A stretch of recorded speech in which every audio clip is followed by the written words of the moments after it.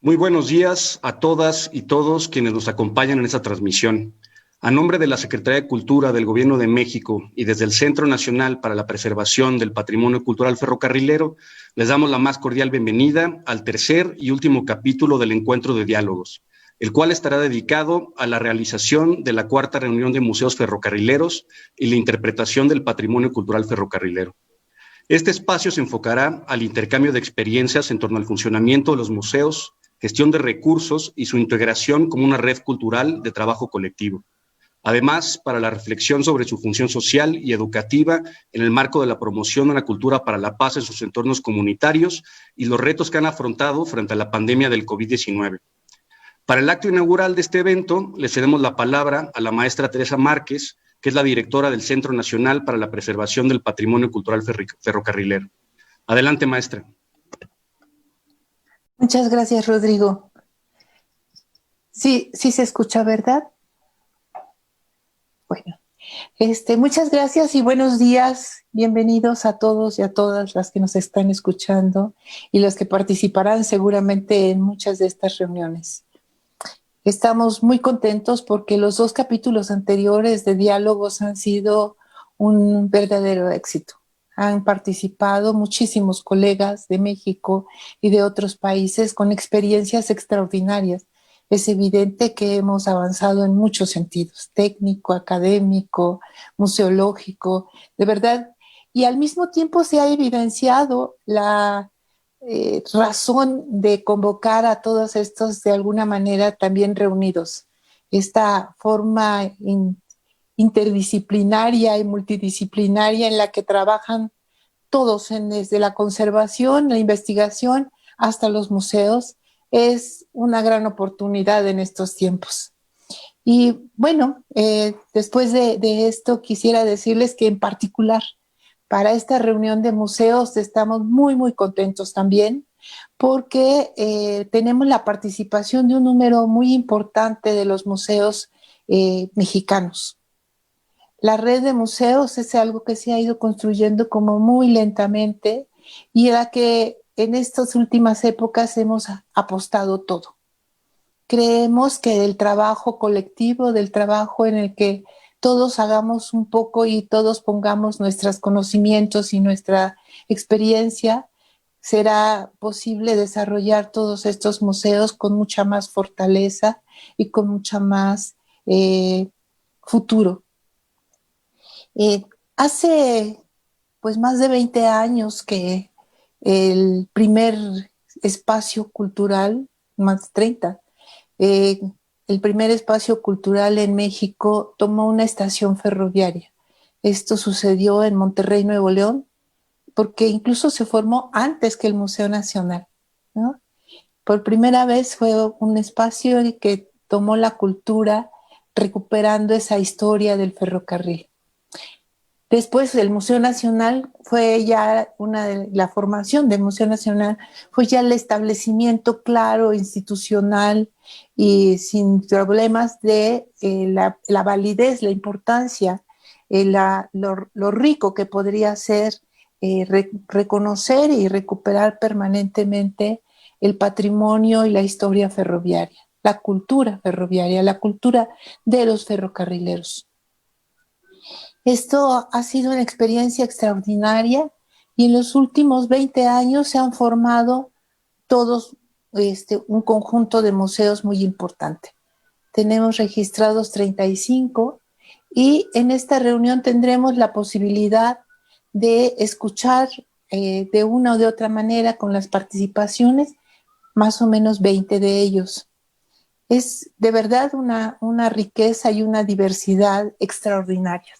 Son museos desarrollados en espacios muy distintos, en territorios con historias también, si bien compartidas en términos nacionales, vamos a llamarle, sí son particulares, sí son singulares, ¿no? Y eso nos da, por supuesto, como decía hace rato, una enorme riqueza. Tendremos también los colegas de Perú, de Chile, de Argentina, compartiendo sus experiencias, su conocimiento y sus preguntas. Todos tenemos muchas preguntas. En tiempos de COVID, todos hemos desarrollado una particular sensibilidad para tener preguntas. Los museos, más allá de su papel de conservadores, de guardianes del patrimonio y de la cultura, son los espacios en los que tiene la posibilidad de desarrollarse en un diálogo con la sociedad, en una condición de intercambio permanente de propuestas y de acciones, una situación de gran fortaleza también para la comunidad, para los individuos y por supuesto finalmente para los países y las regiones. Eso es una de las grandes fortalezas de los museos. Son sensibles, son escuchas, son buenos escuchas. Y ahora tienen además la responsabilidad de no solamente escuchar, sino además decir. Eso es algo que tenemos que trabajar en esta reunión y para lo que tenemos que juntar todas nuestras fuerzas. Pues me da muchísimo gusto además saber de verdad la participación de tan nutrido grupo de museos. Bueno, pues sin más y siendo las 12:05, 12:06 del 19 de octubre del 2020, damos por inaugurada la 4ª reunión de museos y espacios culturales ferroviarios. Y creo que adelanté un poquito el horario, pero la ponente me lo va a agradecer. Siempre hace falta para poder exponer todas las cosas. Voy a dar paso inmediatamente a la presentación de nuestra primera conferencia magistral. Para ello tenemos, con extraordinaria alegría, recibimos a la maestra Ana Graciela Bedoya Quiles. Ella es investigadora de tiempo completo en el INAH, en el Instituto Nacional de Antropología e Historia. Ha trabajado teórica y prácticamente la relación entre la educación y los museos, promoviendo la formación del personal en los museos de múltiples entidades de la República, numerosos talleres de planeación y elaboración de guiones, así como en diseño de materiales y actividades educativas. Ha coordinado el Programa Nacional de Museos Comunitarios, el Programa Nacional de Servicios Educativos de los Museos del INAH y durante un año el proyecto de creación del Museo Nacional de Arte Popular. Ha realizado una docena de exposiciones en distintos recintos, publicado un libro y numerosos artículos, ponencias especializadas, tanto con reflexiones museológicas como de divulgación. Desde hace 5 años, forma parte del consejo editorial de la revista especializada Gaceta de Museos, una revista que les recomiendo a todos desde los museos. Es una herramienta siempre al día, siempre atenta a las cosas novedosas y a las cosas y a la recolección de nuevas y de importantes experiencias. La maestra también recibió la mención honorífica en la edición 2003 de los Premios Nacionales que otorga el Instituto Nacional de Antropología e Historia en la categoría de planeación por la creación de un museo comunitario infantil. Extraordinaria experiencia, un día tiene que venir a contárnosla. Recientemente culminó un máster en museología por el Instituto Iberoamericano de Museología. En el área de filosofía para niños, fue becaria del Instituto para el Desarrollo de la Filosofía de los Niños, por los niños, perteneciente a la Universidad de Montclair, New Jersey. Los talleres internacionales para la formación de docentes en filosofía para niños, impartidos por Matthew Lipman y Anne M. Sharp, autores de la propuesta. Miembro fundador de la Federación Mexicana de Filosofía para Niños y reconocida como formadora de docentes en la materia desde 1993. Ha publicado artículos y ponencias acerca de la práctica de filosofía para niños en los museos. Coorganizadora, ponente y tallerista en conferencias nacionales e internacionales, ha impartido numerosas ediciones del Diplomado de Filosofía para Niños en museos, escuelas y grupos independientes del país, así como en San José de Costa Rica y en Bogotá, Colombia. Ha explorado la relación entre museos y filosofía para niños a través de experiencias directas, algunas de ellas publicadas. Muchísimas gracias, Ana Graciela. Te lo agradezco. Te puedes tomar la palabra. Muchas gracias, Tere, por la invitación. Muchas gracias a todas las personas que están aquí acompañándonos para pensar juntas y juntos acerca de lo que podemos hacer en esos recintos maravillosos que se llaman los museos.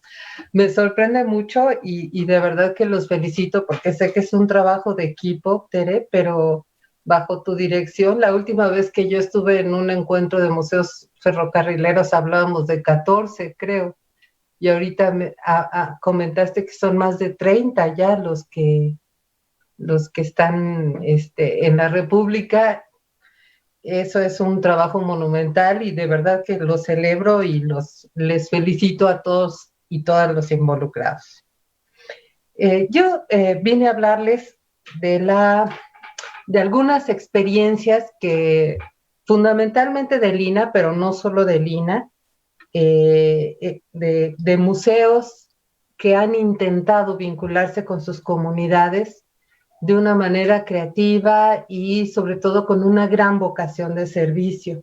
Entonces les voy a compartir una presentación para platicarles de varias experiencias. No me voy a referir al Museo de los Ferrocarriles, que debería de estar incluido, por supuesto, en esta lista, pero es una experiencia que ustedes conocen muy bien y que ameritaría varias pláticas en sí mismo este tema, pero voy a tratar de darles un panorama de las experiencias, sobre todo institucionales. Estamos hablando no de museos independientes, sino de algunas maneras como las instituciones han alentado una relación orgánica y una relación de apoyo en diferentes aspectos del trabajo de los museos, como es la investigación, la conservación o la divulgación.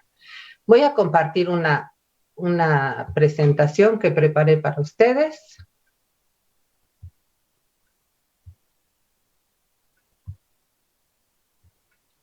¿La están viendo ya?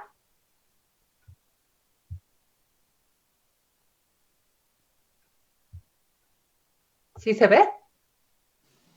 Sí se ve. Se ve perfecto. ¿Sí? Ok. Bueno, entonces vamos a empezar. Yo quería iniciar esta plática hablando con ustedes y recordando, algunos de ustedes seguramente serán muy jóvenes y no vivieron estos tiempos, pero como son muy estudiosos, saben que la década de los 60 fue una década que agitó al mundo sobremanera. Entonces, quisiera explicar a modo de antecedentes algunas cosas así, algunos atisbos de lo que fue esa década. Y pensé en que era importante empezar por África, porque África es un continente vibrante, vital, que normalmente no incorporamos a nuestras visiones del mundo. Sin embargo, en esa década hubo una serie de eventos muy importantes en África, que era un lugar que se habían repartido las potencias europeas y empieza a haber una serie de movimientos de independencia. Fíjense, cosas que sucedieron entre nosotros en el siglo XIX, acá pasaron en 1960 y en adelante, de tal manera que Holanda, Bélgica, Francia, Inglaterra tardó un poco más, pero España, que tenían sus colonias en África, fueron saliendo en la medida en que los pueblos africanos se fueron organizando y reclamando su territorio para ellos, ¿no? Por supuesto está la imagen emblemática de Mandela, ¿no? Que justamente por dar este tipo de batallas, pues estuvo 29 años preso. Finalmente lograron la independencia de Sudáfrica con sangre, con sudor y con lágrimas, pero toda esta agitación empezó en esta década. También había pasado del lado nuestro que a finales de los 50, en 59, triunfa la Revolución Cubana contra el imperialismo, que se llamaba el imperialismo yanqui, que se había encargado de, digamos que financiar y alentar ciertos golpes de Estado en países como Paraguay, Uruguay, Argentina, ¿no? Y había en ese tiempo algo que es muy difícil de describir y sobre todo de recuperar, aunque yo encuentro que ahora se está manifestando otra vez un sentimiento latinoamericanista, una sensación de que nosotros tenemos mucho más en común con Latinoamérica por nuestra historia, por nuestras culturas, por nuestra diversidad cultural, por nuestras lenguas, en fin, y mucho creció, digamos, este movimiento a partir del liderazgo de Fidel Castro y del Che Guevara, que además en 1967 había ido a una asamblea de la OEA en Punta del Este y les había hablado de tú a los gringos y había clamado por la unidad latinoamericana, para unir fuerzas en defensa de nuestras identidades y de nuestras economías y de nuestra autonomía. Por otra parte, en los propios Estados Unidos tuvo lugar el surgimiento de algunos movimientos. Ustedes reconocerán a los hippies y su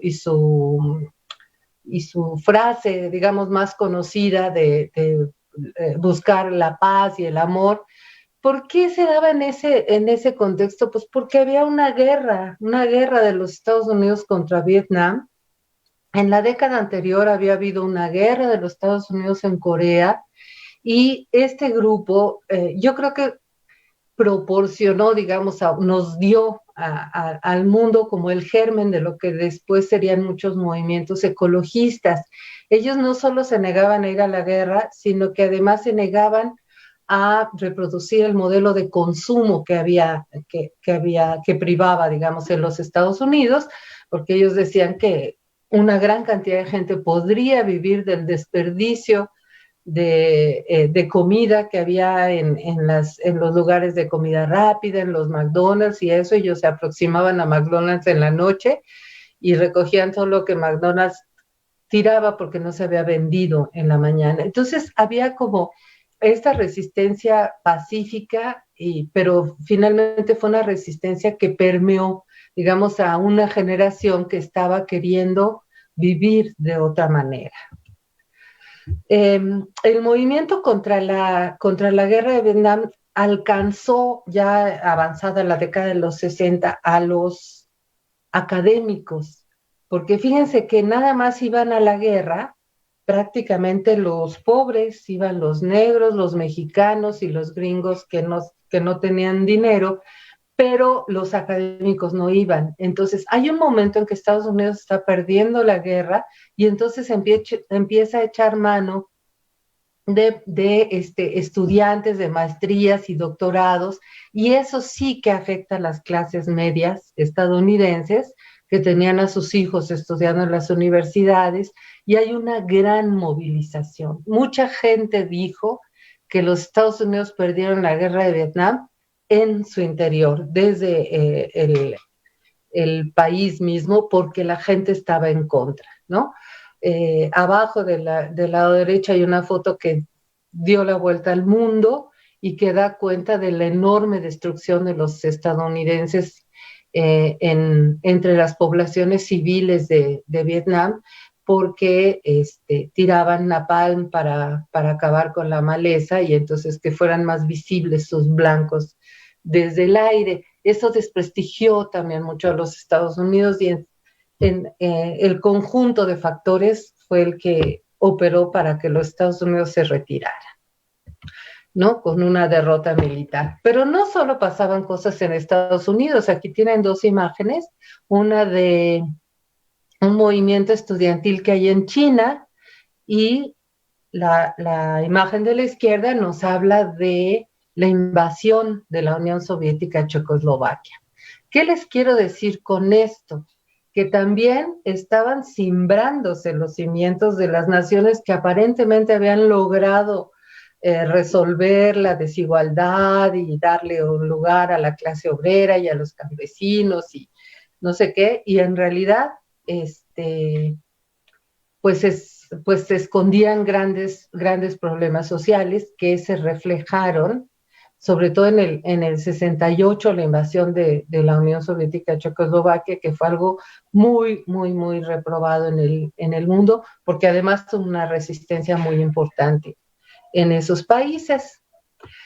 También estaban movimientos por el divorcio. Imagínense ustedes, avanzados los años 60, estaba prohibido el divorcio en España, en Argentina, en muchos lugares, ¿no? No solo eran el divorcio, también hubo muchas movilizaciones de las mujeres que pugnaban por tener lugares de refugio para mujeres golpeadas, o guarderías para hijos de mujeres trabajadoras. En fin, el mundo realmente estaba agitado. Curiosamente, en esa década también se supone que llegamos a la Luna, que llega los primeros astronautas a la Luna, y es a finales de la década cuando empiezan las primeras, la primera red, digamos, lo que después vamos a conocer como Internet, se empieza a experimentar por los estadounidenses, lógicamente por fines en las ideas que prevalecen en el mundo, porque es la escuela que se conoció como la Escuela de Frankfurt y que da lugar al pensamiento crítico, a la pedagogía crítica, a la museología crítica, que en estos últimos años han estado discutiéndose en los círculos profesionales y académicos en las universidades, en los museos, en todos lados. El germen, el núcleo, digamos, que da origen a toda esta corriente de pensamiento es esta escuela de Frankfurt, y ahí tienen a uno de los líderes hablando a los estudiantes que están en pie de lucha en Alemania. También está el movimiento por los derechos civiles, que es impresionante. A mí todavía me impresiona pensar que en 1968 los negros en Estados Unidos no tenían derecho a votar. O sea, eran muchísimas generaciones, desde los negros esclavos que llegaron hace 500 años y todavía eran ciudadanos de segunda. De alguna manera se les consideraba ciudadanos, pero de segunda clase, porque no tenían ese derecho al voto. Tienen a Martin Luther King, tienen a Angela Davis, que por cierto estudió su doctorado en filosofía con los miembros de la Escuela de Frankfurt. Y una imagen que me encanta de estos dos negros que ganaron la competencia en México, que fueron los Juegos Olímpicos en 68, ganaron la carrera de 200 metros planos, y en el momento de la premiación, cuando se toca su himno nacional, ellos levantan el brazo con el puño cerrado y con un guante negro, que era el símbolo de la resistencia que había en Oakland, que nació en Oakland con los Panteras Negras, pero que se había extendido una muy buena parte del sur de los Estados Unidos. Los tres personajes que tenemos aquí representan líneas políticas distintas, pero los tres estaban involucrados en movimientos sociales muy beligerantes, digamos, y muy notables, digamos, muy extendidos. Bueno, ¿qué tiene todo esto que ver con los museos? Ustedes me preguntarán. Pues que un grupo de gentes, viendo cómo el mundo se estaba sacudiendo de la manera en que lo estaba haciendo, empiezan a pensar que qué pasaba con los museos, porque si todo estaba cambiando en el mundo, y por supuesto no les hablé de la música, o de la moda, o de muchos otros factores que estaban realmente cambiando, pero la gente de museos se empieza a preguntar en los tempranos años de la década de los 70, ¿qué íbamos a hacer con los museos si los museos iban a seguir siendo centros de contemplación o de alguna manera se iban a comprometer con su realidad. Ya existía el ICOM, el ICOM como organismo internacional de museos, hijo de la UNESCO, que a su vez había nacido como la parte de la organización la organización de todos los países del mundo, digamos la ONU, que se había creado a raíz de la Segunda Guerra Mundial. Entonces la UNESCO se dedica a la educación, la cultura y la ciencia, y dentro de este gran organismo, el ICOM, empieza a preguntarse en sus reuniones internacionales cómo, o sea, si debían cambiar los museos y en qué sentido deberían de cambiar. En principios de los 70, el ICOM estaba dirigido por este hombre maravilloso de Barenboim, que era un intelectual muy progresista, ¿no? Entonces, él presidió varias reuniones del ICOM Internacional, pero por ahí de 1971, hay en Grenoble, en Francia, una rebelión, digamos, de mentes que buscaban de qué manera tendrían que cambiar los museos, fíjense.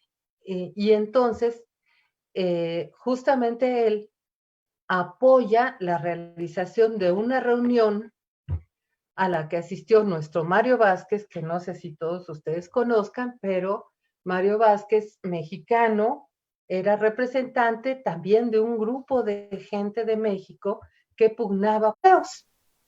Y organizan una reunión de museos latinoamericanos en Santiago de Chile en 1972. En ese momento, Salvador Allende era el presidente de Chile, y entonces se hizo en Santiago y tuvo la particularidad de que no solamente asistió a esa reunión gente de museos, sino que también invitaron especialistas en otros campos de la experiencia. Al respecto, yo les quisiera leer una cita que a mí me gusta mucho leer y que me parece que refleja lo que pasó en esa mesa redonda. Les cuento. Habla uno de los expertos invitados que no venía de los museos, sino que era experto en desarrollo cultural en el medio rural y el desarrollo de la agricultura. Cuando habla este especialista, cuenta el testimonio de Mario Teruggi, que era director del Museo de la Plata en Argentina. Él cuenta, cuando el conferencista terminó, nosotros, museólogos, nos miramos unos a los otros avergonzados, no tanto debido a lo que se dijo, sino porque súbitamente nos dimos cuenta de que la existencia, las tristezas, los deseos y las esperanzas de la humanidad no estaban llegando a los museos.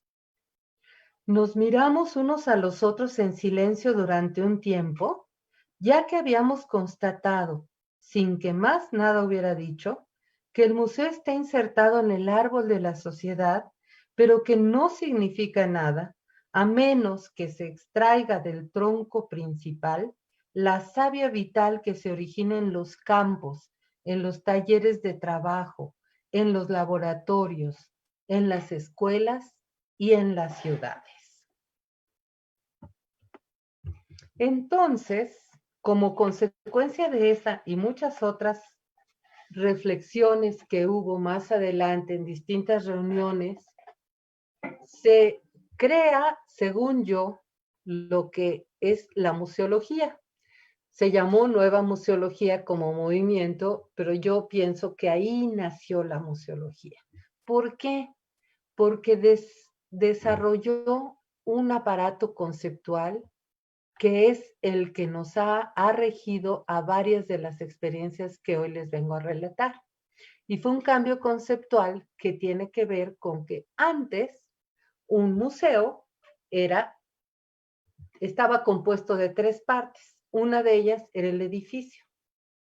Ya no se habla a partir de la existencia de esta corriente, ya no se habla tanto de un edificio como de un territorio. ¿Por qué? Porque los museos no solo son las 4 paredes que encierran una colección, sino que es un recinto donde pensamos en quiénes somos, en de dónde venimos, y no necesariamente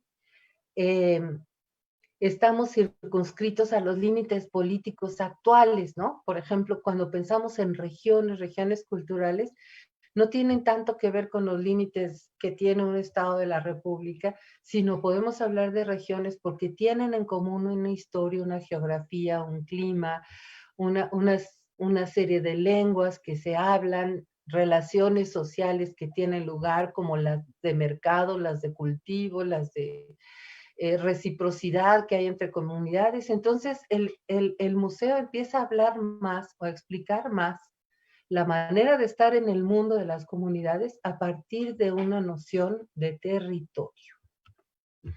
Después, la colección, que era la segunda pata, digamos, de la noción de museo, se transforma en patrimonio, porque no solo estamos hablando de objetos, sino estamos hablando del sentido y el significado que tienen esos objetos para pautar las costumbres, las tradiciones, las creencias y lo que cada comunidad considera valioso. Y finalmente, la noción de público, que sería la tercera pata de un museo tradicional, se convierte en la noción de comunidad, porque el público puede ser una serie, digamos, de personas que llegan al museo, pero una comunidad no. Una comunidad es un conjunto de personas que comparten un origen, una serie de prácticas, de intereses, de un legado, en fin, una serie de elementos que a lo mejor no es tan fácil ver, pero que los mantienen unidos y los mantienen unidos no solo para la vida cotidiana, sino también para defender lo propio. Entonces, este cambio de conceptos abre infinitas posibilidades para experimentar entonces el trabajo de los museos en relación con sus comunidades. Entonces, vamos a ver algunas de las experiencias de esta naturaleza. Fíjense, hace muchos años, ustedes lo que tienen ahí es el Museo de Artes y Oficios de Pátzcuaro, Michoacán, que está vinculado a una escuela que se fundó durante la época colonial por los franciscanos que llegaron a Michoacán y que estaban muy interesados no solo en evangelizar, sino también en hacer escuelas de artes y oficios. Y los frailes que vinieron aprendieron varias de las técnicas y del conocimiento, digamos, de los materiales que se usaban aquí en esta parte del mundo, y también trajeron ellos algunos otros. Este museo se funda con una contribución muy importante de María Teresa Dávalos, que se había casado con un restaurador, estaba viviendo en Michoacán, y ella hace un experimento muy interesante que consiste en que no hace un museo de artes y oficios, pero no tiene cédulas ese museo, porque ella invita a los artistas y a los expertos, digamos, a los maestros de los oficios, a que ellos directamente le platiquen al público, a sus visitantes, qué es lo que hacen, de dónde obtienen la materia prima, cuáles son las técnicas, cuál es el sentido, en qué manera se usa en la vida cotidiana, de qué manera se usan en la fiesta patronal, en fin, hace todo un trabajo muy interesante de vinculación, porque quienes están dando la orientación en el museo son gente de la comunidad de Pátzcuaro. Esa es una forma, ¿no? Tenemos otra, ejemplificada aquí con un experimento que se llamó la Casa del Museo, que hizo Mario Vázquez, el señor barbudo que les enseñé hace un ratito, pero con un equipo de mujeres, con un equipo muy importante de mujeres.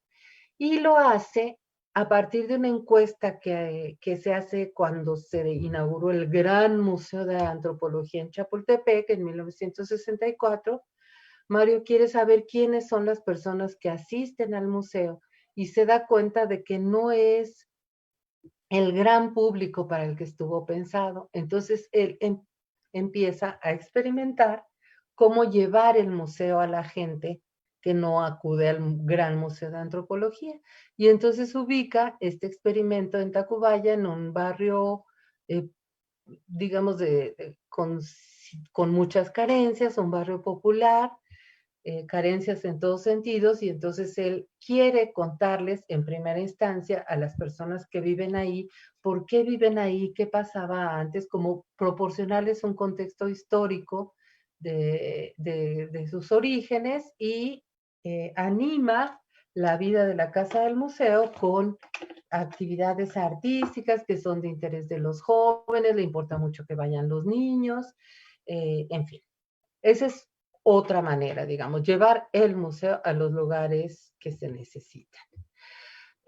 Otro proyecto muy importante lo hizo el museógrafo Iker Larrauri, un súper personaje también, que convenció, antes de que se descentralizara la SEP y digamos, había una gran Secretaría de Educación Pública Central que tenía delegaciones en los estados, entonces convencen a los representantes de la SEP en varios estados de la República, que a su vez van bajando, digamos, hasta las escuelas, la iniciativa de destinar un aula de las escuelas donde fuera posible para que los niños hicieran un museo de los temas que les interesara, pero hicieran todo el proceso completo, hicieran la investigación, hicieran las maquetas, hicieran los esquemas, todo lo que fuera necesario, y ellos mismos dieran la visita guiada al museo escolar.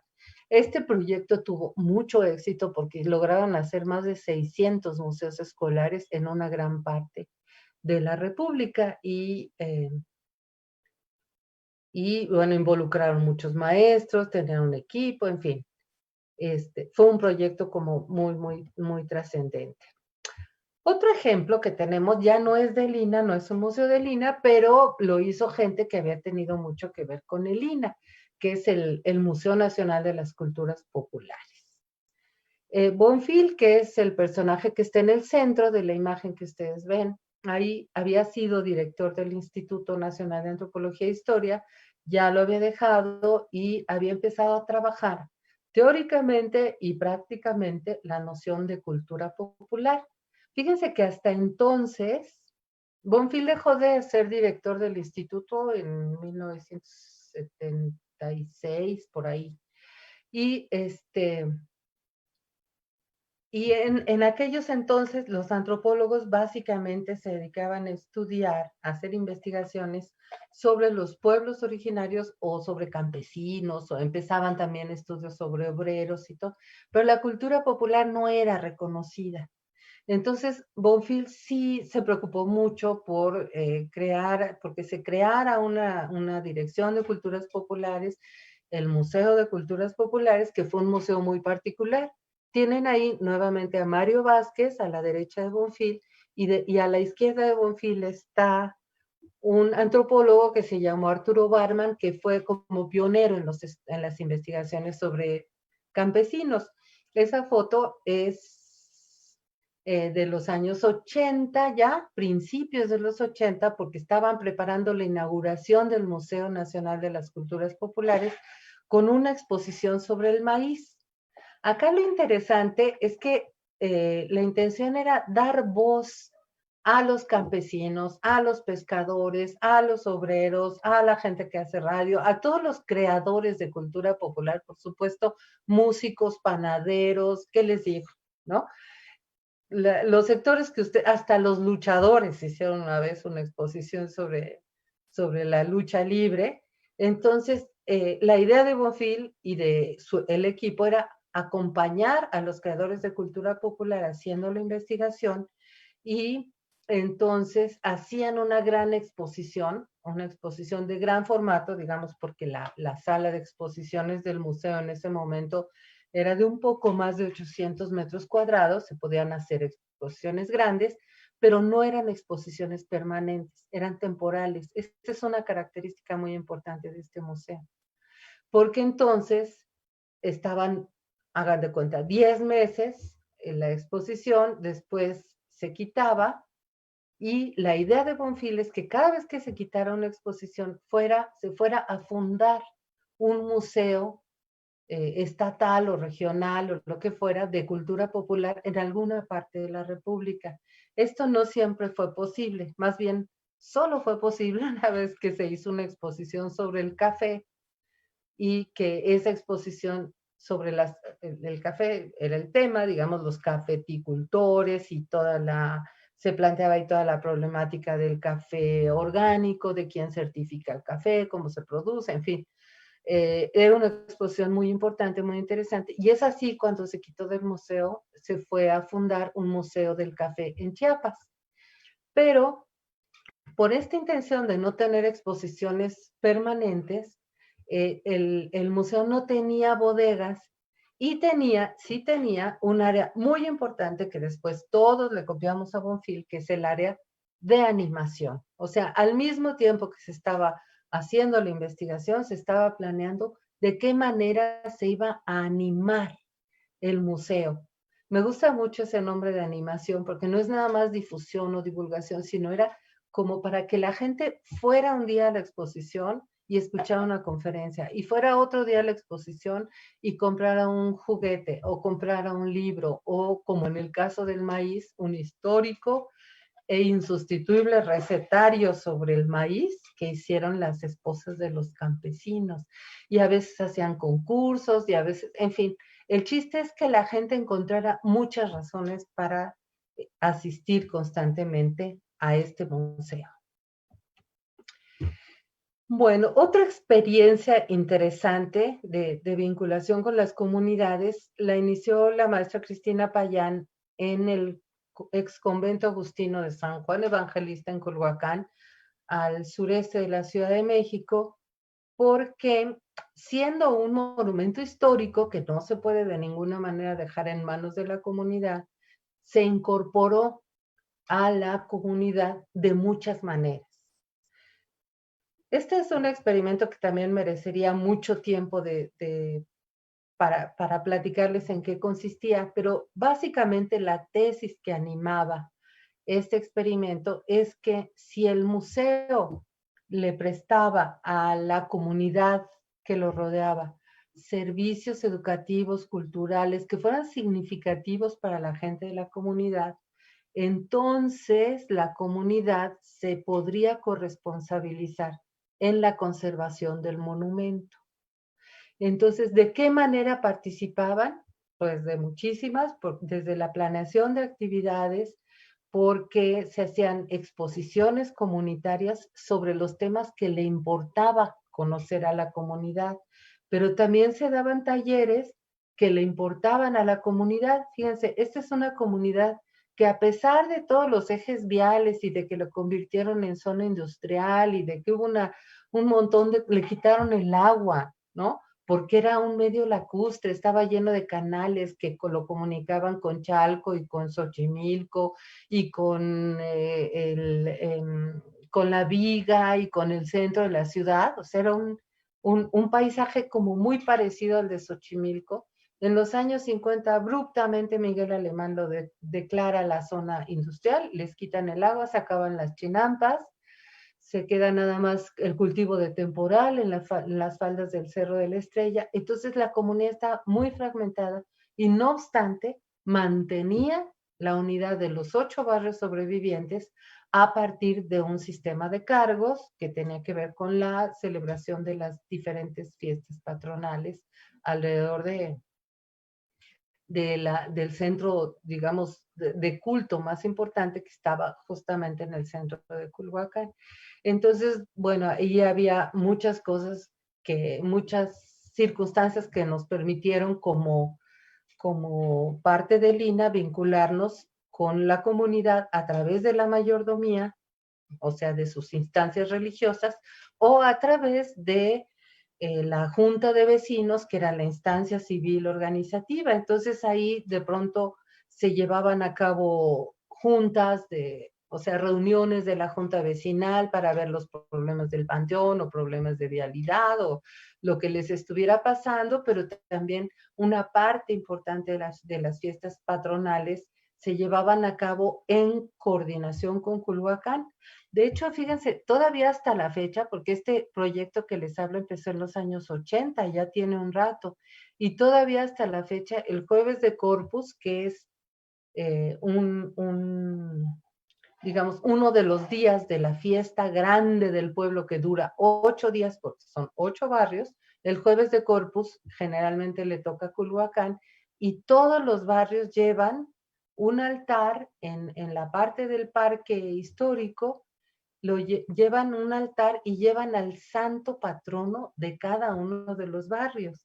Y dan comida y dan agua y la gente de todos los barrios se reúne ahí hasta la fecha, a pesar de que el proyecto comunitario ya no brilla ni el 10% de lo que brilló en sus mejores tiempos, pero todavía se conservan muchos vínculos. Les decía que se daban talleres de iniciación artística para jóvenes, pero de iniciación a oficios para gente mayor, porque justamente todo este deterioro en la economía, digamos, en la tradición en la que se organizaban las personas, pues ya se había terminado, ya más bien los jóvenes iban a trabajar en las fábricas, etcétera, y muchas mujeres necesitaban pues recursos, entonces se tomaban algunos talleres de iniciación a oficios, como corte, como canto también. De pronto había un coro de la tercera edad, en fin, muchísimas maneras de vincular a la gente, y la gente se preocupaba mucho cada vez que se iniciaba un ciclo de talleres. Nosotros les dábamos una visita guiada por el convento a quienes se inscribían en el taller para que nos ayudaran a cuidarlo. Y hasta la fecha no hay letreros de prohibido tocar al interior del convento, y la gente sigue respetando la integridad de los murales y del edificio en general, ¿no? Bueno, otro experimento muy importante que tuvo lugar en el INA y fuera del INA también es el de los museos comunitarios. Los museos comunitarios se han hecho de diferentes maneras, con diferentes concepciones y con muy distintos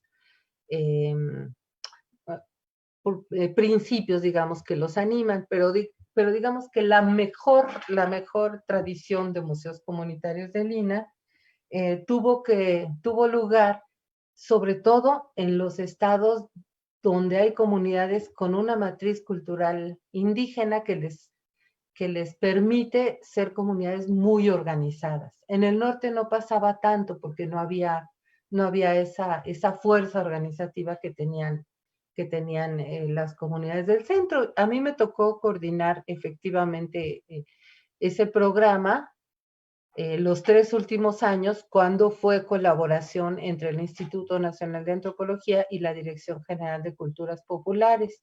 Se unió, digamos, se unieron los centros INA en la República y las delegaciones de culturas populares para alentar, digamos, las iniciativas de las comunidades para tener sus museos comunitarios. Esta es una foto que me encanta, es muy viejita, por eso está medio descolorida, pero son mujeres de Sinacantán en los Altos de Chiapas, porque ellas fueron las que impulsaron su museo comunitario, como que los señores ahí no se metieron mucho, ellas sí, y tenían una capacidad de trabajo muy impresionante. Les doy una miradita así como muy general de cómo estaban los museos comunitarios en el año 2000. En el año 2000 teníamos 163 museos abiertos, fíjense. 30 cerrados, lo cual quiere decir que fueron museos que en algún momento estuvieron abiertos y por alguna razón que nosotros estábamos investigando en ese momento cerraron. Y teníamos 76 en proceso. Nosotros trabajábamos en 25 estados de la República y atendíamos básicamente la capacitación, la formación, digamos, para llevar a cabo los museos. Nosotros no le dábamos dinero a los museos, era cuestión, justamente porque son de las comunidades, nosotros no les dábamos dinero, sino que les dábamos apoyo para hacer sus guiones, para hacer conservación preventiva, para hacer difusión, para impartir talleres desde el museo, en fin, para todo lo que nos pedían, ¿no? De pronto nos pedían un taller de cuentacuentos, ¿no? Para que desde el museo se contaran cuentos y entonces los niños fueran al museo. Situaciones así por el estilo, dábamos muchísimo. En eso, porque tampoco crean que tenemos tanto presupuesto, pero teníamos mucho espíritu deportivo como para trabajar en todos estos estados. Miren, aquí tenemos una cuenta de cuántos había. Como ven, la mayoría estaban en Durango. Durango tenía 18, era el estado que más tenía. Oaxaca tenía en aquel momento 11, después aumentaron. Estamos hablando del año 2000. En fin, en Chiapas, en Chihuahua había muy buenos museos, muy lindos también. Entonces nosotros, pues que éramos 6 personas, 7 personas, nos organizamos para atender los museos por regiones y así más o menos optimizar nuestros recursos, ¿no? Y una cosa que les quería decir que me gusta mucho de este proyecto es que de todo este total de museos, 67 estaban en pueblos originarios, es decir, estaban impulsados por toda esta variedad de grupos etnolingüísticos, digamos, en todos lados. Entonces, cada vez que se hacía una reunión nacional o regional, imagínense que los representantes primero hablaban en su lengua y luego hablaban en español. Entonces era una cosa muy impresionante, porque además llevaban sus trajes, llevaban sus artesanías, muchas veces para financiar su regreso, y llevaban unas cosas divinas, ¿no? Muy padre. Bueno, ya me voy acercando al cierre. Les doy una vistita muy rápida por este Museo Vivo de Artes y Tradiciones de Tlaxcala, que sigue mucho la idea de Tete Dávalos en Pátzcuaro, el primer museo del que les hablé. Lo hizo Yolanda Ramos en Tlaxcala, y pues hasta la fecha se mantiene y la gente de las comunidades, dependiendo del oficio, se van rotando para participar en el museo. Una experiencia interesante que fue esta del Museo del Pueblo Maya en Civilchaltún, a pesar de ser un museo completamente institucional, o sea, hecho por el INA, sostenido por el INA, lo dirigió un tiempo una mujer muy formada por la maestra Miriam Arroyo en museos comunitarios, que hizo cosas muy importantes con el pueblo. Ella se llamaba María Elena Peraza y desgraciadamente murió muy joven, pero el poquito tiempo que dirigió este museo logró involucrar de tal manera a la comunidad que hicieron altares en el patio, en el jardincito frontal del museo, hacían altares de muertos. Igual en Culhuacán, tenemos una gran participación en tiempos de muertos, pero una parte muy importante de la fiesta patronal se hacía desde el museo o dentro del museo, pero en las áreas jardinadas del museo para no tocar la exposición temporal, pero sí logró vincular de una manera muy importante a la gente. Bueno, les paso 3 imágenes de este museo del que habló Tere, del Museo Regional del Niño. Ahí tienen aparte algún grupo de las niñas que asistían al museo. Ese día era la fiesta patronal, ya estaba inaugurado el museo, ya estaba funcionando, pero ellos le daban servicio al pueblo, ¿no? En su fiesta de Santa Ana del Valle, que era la santa. Las muchachas generalmente van con una canasta de flores, las muchachas en edad de merecer, ¿no? Pero la gente del museo participó así con sus canastas, haciendo cada una llevaba una letra del Museo Regional del Niño. Y este es un ejemplo de una de las exposiciones que hicimos ahí, con niñas y niños de sexto de primaria, de quinto de primaria, de cuarto, creo que la más chiquita que tenía era de tercero de kinder, porque hacían sus muñecos, ¿no? Con papel bond, con cosas muy sencillas. Ahí tienen una vista de la mampara de los valles centrales, porque hicimos indumentaria zapoteca nada más, no hubiera habido espacio posible para hacer de todo el estado de Oaxaca, entonces nada más hicimos de los zapotecos de la Sierra Norte, de la Sierra Sur, del Istmo y de los valles centrales, que es donde se ubica Santana del Valle. No sé si alcanzan a ver una muñequita que trae el traje de fiesta, igual al que tenían las niñas, ¿no? Bueno, de todos estos ejemplos que hemos visto muy rápidamente, ¿qué hemos aprendido? Pues miren, que las comunidades deciden cómo quieren hacer su museo, qué es lo que quieren decir. Y no lo hacen tanto los especialistas que acompañamos estos procesos, pero nosotros no decidimos qué es lo que se va a decir en el museo, sino apoyamos con los recursos que tenemos como museo, qué es lo que se va a decir en el museo. También la comunidad define cómo quiere ser vista, no como nosotros decidimos, los investigadores o los museógrafos, sino ellos van como aportando las piezas y la indumentaria y todo lo que quieren que se muestre, ¿no? También tenemos modelos, contamos con la comunidad para su participación, porque en toda comunidad hay carpinteros y hay vidrieros y hay pintores y hay de todo. Entonces, el chiste es que la gente se involucre con lo que sabe y con lo que puede y con lo que quiere, ¿no? También aprendimos que hay distintas maneras de tomar decisiones. En todos los ejemplos que les dije, las decisiones, una buena parte de las decisiones las toma la gente que está participando, ¿no? Y también es muy importante que en el ejercicio de hacer el museo, de pensar qué es lo que se tiene que poner y qué no vale la pena poner, la gente va pasando por su conciencia qué es lo que resulta valioso para ellos. No solo por tradición o porque sus papás le dijeron, sino en qué reside el valor patrimonial de un objeto, de una tradición, de una danza, etc. Eso es muy importante. Y también aprendemos, ¿no?, que esta forma de participación permite que la gente apele a sus formas de organización para llevar adelante el proyecto del museo. Aquí tenemos una de las niñas que está dibujando el traje de Yalala de la Sierra Norte de Oaxaca. Y también una cosa muy, muy importante es que se asuman como sujetos históricos, como sujetos que pueden cambiar el curso de la historia.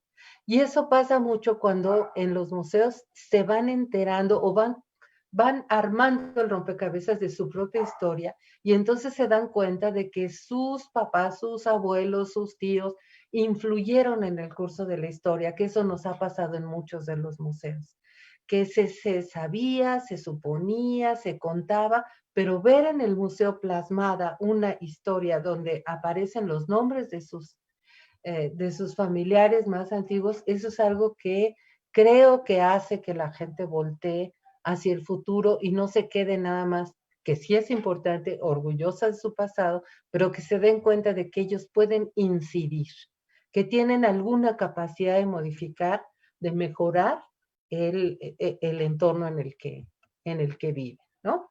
Y ellos, bueno, aprenden a administrar sus bienes y aprenden a ir a oficinas de gobierno donde les dicen, donde saben que hay una señorita que tiene la obligación de atenderlos, donde saben que hay un funcionario que tiene la obligación de escucharlos.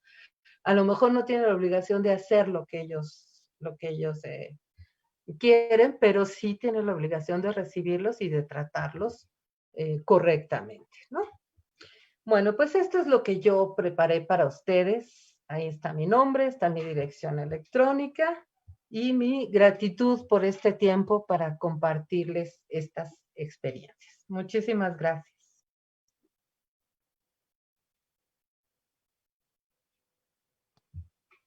Muchísimas gracias, Ana.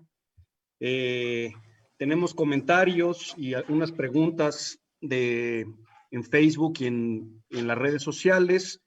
Tenemos un saludo de Alberto Paz, que es del Centro Cultural González Gallo en Chapala, que también van a participar en el encuentro. que te mandan un saludo. Gracias. También saludos de la directora del Museo Casa Redonda, Museo Chihuahuense de Arte Contemporáneo, a Debo Orunda, le gustó mucho la presentación. Muchas gracias. Y ella pregunta que si hay seguimiento de los museos de pueblos originarios y comunitarios, que qué ocurre con los museos comunitarios y cómo podrían tener acceso a más programas y apoyos de la Federación. ¿Quieren que conteste de una vez? Sí. Ok. Mira, los museos comunitarios, por definición, tendrían que ser justo de la comunidad, asunto de la comunidad, que se hagan y que se sostengan. Nosotros terminamos, estas imágenes que les proyecté son de un balance final que nos pidió el entonces director Sergio Raúl Arroyo, que acababa de entrar, porque el convenio entre INE y Dirección de Culturas Populares se había vencido justamente en el año 2000. Ven que estos convenios no pueden trascender los sexenios, sino que se acotan, digamos, en función de esos tiempos políticos. En aquel momento, la persona que dirigía Culturas Populares ya no quería sostener el convenio. Y Sergio Raúl decía, pues yo quiero saber, yo quiero tener criterios, ¿no? Entonces, por eso hicimos este balance, se lo enseñamos a él, pero ya no fue posible dar un seguimiento porque Culturas Populares ya no quiso. Entonces, creo que los museos comunitarios siguieron, por supuesto. Nosotros ya como INE no tenemos toda la información, justamente porque ese apoyo institucional ya no se siguió otorgando de la misma manera, pero todo el tiempo vemos noticias de reuniones y todo. ¿Quiénes son los que se siguen reuniendo? Pues los que mostraron mayor capacidad de sostener un proyecto cultural y los que mostraron mayor capacidad de gestionar recursos en sus municipios y en sus gobiernos estatales y en las representaciones de los gobiernos federales. Por ejemplo, sé que en Nayarit sobreviven muchos museos comunitarios que hizo o que alentó Raúl, ¿qué se llama? Raúl Méndez Lugo, porque desde el principio no fueron museos estrictamente comunitarios, sino fueron museos más bien municipales.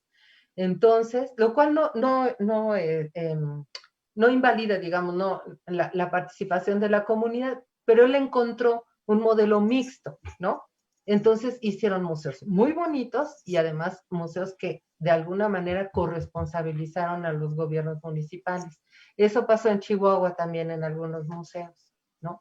Entonces, yo creo que la magia de sobrevivir a los tiempos políticos y a los cambios de partidos y todo eso que empezó a desordenarse mucho, la verdad es que llegaron los partidos políticos a las comunidades y en algunos lugares pues tenías apoyo de uno y a los 3 años ya llegaba el otro partido, entonces ya no apoyaba los proyectos que había apoyado uno. Entonces creo que la magia es conseguir, bueno, primero fundar un museo comunitario en una organización comunitaria en serio, ¿no? Para lograr su autonomía y crecer en esta capacidad de gestión que yo mencionaba al último. La gente de Santana del Valle consiguió una capacidad de gestión impresionante y lo que pasa ahí en estos museos de pueblos originarios es que las autoridades municipales no son ajenas a las autoridades comunitarias, ¿no? En muchos casos lo que tenemos es que las autoridades municipales no cobran porque es parte del servicio que ellos consideran que tienen que dar a sus comunidades, ¿no? Entonces, el dinero que llega de esos sueldos lo donan para ciertas obras. Entonces, en ese sentido, los museos de Oaxaca son municipales, pero son comunitarios, ¿no? ¿Por qué también? Porque tienen una historia, esas comunidades, de haber sido abandonadas por los gobiernos estatales y federales que aprendieron a ser autónomos. Entonces, creo que la mayor probabilidad de éxito está justamente en estas opciones, ¿no? Y no sé decirte porque, tratando de pensar en la respuesta a la pregunta de la persona que nos habló de Chihuahua, es que sí sé, porque últimamente ha habido reuniones de museos comunitarios en Latinoamérica y en México, ¿no? Y sé que sobreviven, pero es eso, no, nosotros como INA, ya no ha habido, honestamente no ha habido la voluntad política de sostener o de fortalecer. Hubo un flamazo, digamos, en 2013 con un coordinador de museos, que era Marco Barrera, que sí estaba muy interesado, pero pues él no siguió ya en el cargo y la siguiente administración ya no continuó. Entonces, creo que justamente por ser comunitarios tienen que eh, garantizar ellos su autonomía y no, y sí gestionar recursos, pero que no pongan en peligro su independencia, ¿no? Maestra, un comentario Sí, para pues terminar. agradecerle muchísimo a Diana, de veras, la presentación nos abre el conocimiento a una experiencia que nos permite ver la riqueza, también la riqueza de la diversidad.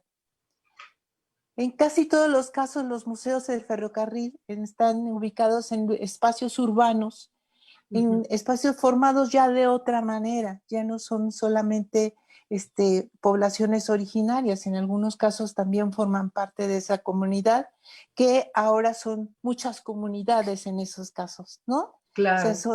son un conjunto que se tienen que también encontrar en el museo, que tienen que encontrar en el museo un espacio también, como hablábamos al principio, de conversación y de fortalecimiento de la propia cultura y de desarrollo de la cultura. Es en estos tiempos en donde tenemos que encontrar, frente a esta crisis tan impresionante que estamos viviendo de salud y de muchos sentidos también social, porque ha evidenciado pues cosas tan obvias como las desigualdades, ¿no? Entonces, por ejemplo, todos estamos trabajando para tratar de permitir, de impulsar el acceso a la cultura, y finalmente no toda la sociedad, no todas las comunidades tienen acceso a los medios para poder acercarse a ellas. La tecnología es todavía privilegio de una parte de la sociedad, ¿no? Tenemos que encontrar otras maneras, pero también tenemos que aspirar a un mundo distinto. Y entonces, esa es parte de las cosas que tenemos que discutir en esta reunión, y por la que de verdad estoy segura que la presentación de Ana ha sido eh, un aliciente a la imaginación, a la búsqueda de respuestas y también al entendimiento de la realidad actual. Muchísimas gracias, Diana, de verdad. Un Creo que, gusto. como dijo en algún momento nuestra secretaria, la cultura siempre nos ha salvado en el Así es. pasado, y esta vez no será diferente. Muchas Muchas gracias. gracias. Gracias a ustedes. Que estén muy bien. Hasta luego, Hasta igualmente. luego. Pues los invitamos a continuar con las siguientes, con el programa que tendrán acerca de ustedes, en las que ya vamos a conocer experiencias y desarrollos de museos ferrocarrileros en México y en Latinoamérica, incluidos también, y olvidé mencionar antes, los colegas de Brasil. Muchísimas gracias.